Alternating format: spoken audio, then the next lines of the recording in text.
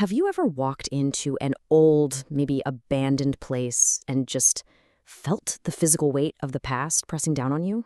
You know that feeling, right? Well, today we are jumping into a truly atmospheric, honestly kind of haunting, speculative world from the story Auras of the Fragment Chamber. It's an explainer of a doomed building that acts as a literal repository for 137 years of human memory. We're not just looking at a place here, we're exploring how the past might literally linger in the physical world around us. So picture this. You're standing in front of an ordinary 5-story late 19th century building. The stucco is the color of old teeth, and it's wrapped in that bright orange construction mesh, just waiting to be demolished. But looking at it, you get this overwhelming, inescapable sensation that its peeling walls are watching you, that it actually recognizes you. Which brings us to the core question we're unpacking today. Do the spaces we inhabit actually remember us? There's a line from the text that hits the nail on the head. Quote, "The aura of an object is not its appearance, but its history. Not what it looks like, but what it has looked at." End quote. I mean, wow, that perfectly sets the mood, doesn't it? It introduces this eerie, almost magical idea that inanimate objects are recording our every single move, just sitting there as silent witnesses to generations of people. The whole foundation of this rests on a theory by a former resident of the building, a translator named Mikhail. He coined this pseudo-scientific concept called material amnesias. In his notes, he argued that a room isn't just an empty box, it's a physical recording device. Material amnesias is essentially the forced recollection of things, meaning everyday objects literally absorb the experiences, the emotions, and the exact moments of the people interacting with them. What's super interesting is how this contrasts with our own brains. Traditional memory is internal, right? Stored in our neural networks. And let's be honest, it's incredibly fragile. It fades, it shifts, it degrades over time. But material memory? That is external. It's distributed all across the physical spaces we live in. It's permanent. The catch, though, is that it requires reading. You need a catalyst, some kind of apparatus to actually extract and decode that data. To wrap your head around this scale of this memory machine, we have to look at its timeline. It was constructed in 1887. That is 137 years of surviving wars, occupations, and everyday urban decay to become this massive archive of the mundane. Mikhail lived there from 1947 until his death in 1989. And now, today, it's facing the wrecking ball. We're standing right on the edge of total erasure, looking at well over a century of human data. Section 1. Touring the memory rooms, the anatomy of an apparatus. As we take a sort of architectural tour of this place to see material amnesis in action, think of the building like a giant hard drive. Different rooms categorize and store very specific types of human experiences, like a directory of emotions.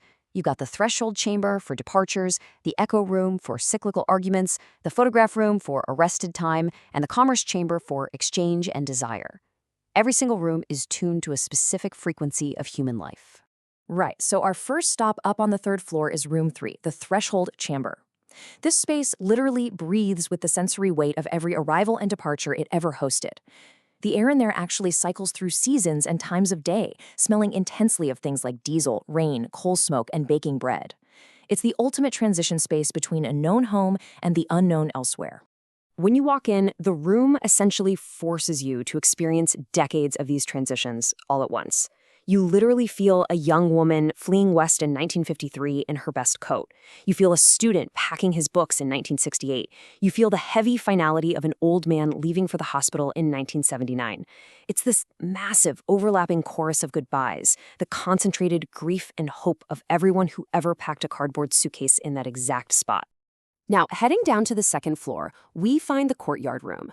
If the 3rd floor was all about leaving, this room is entirely about staying. It was the hub for domestic rituals and, honestly, the incredibly heavy burden of just active waiting. Day in and day out, this is where the mundane tasks of keeping a household running happened. Here, the building plays back generations of women washing and mending.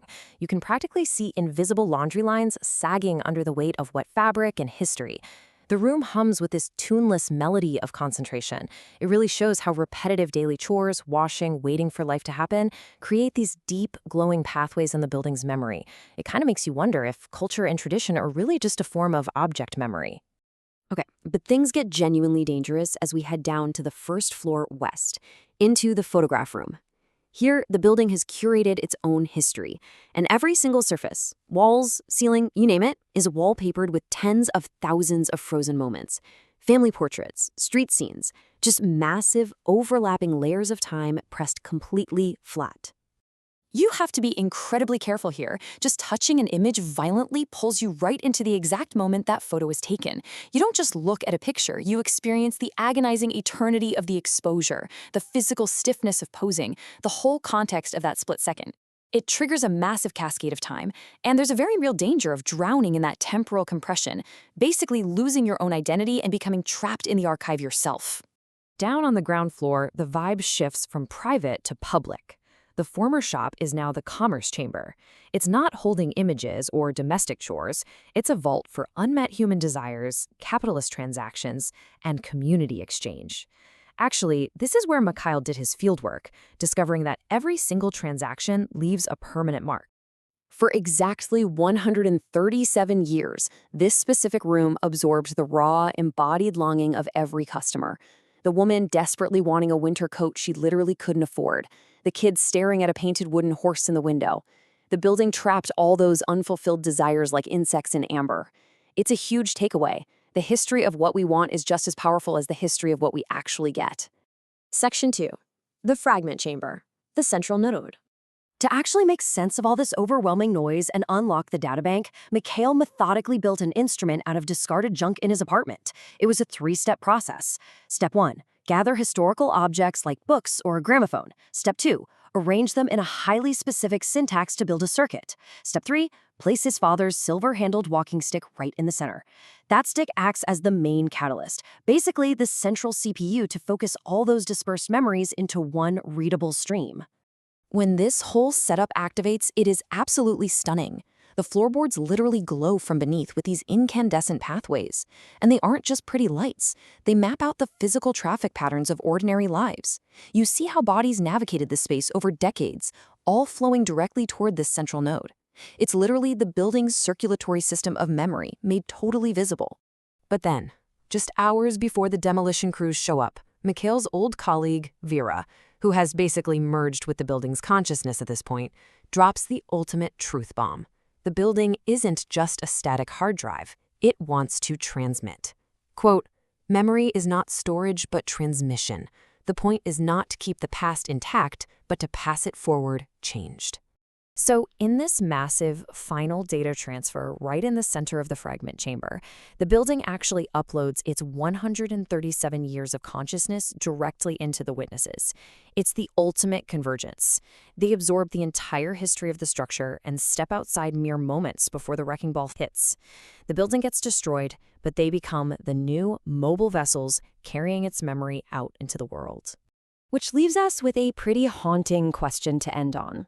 As you sit there right now, maybe looking around your own living room or bedroom, what has your home absorbed from you? What mundane routines, unresolved arguments, or quiet, hidden desires have soaked directly into your walls, just waiting for someone or something to read them?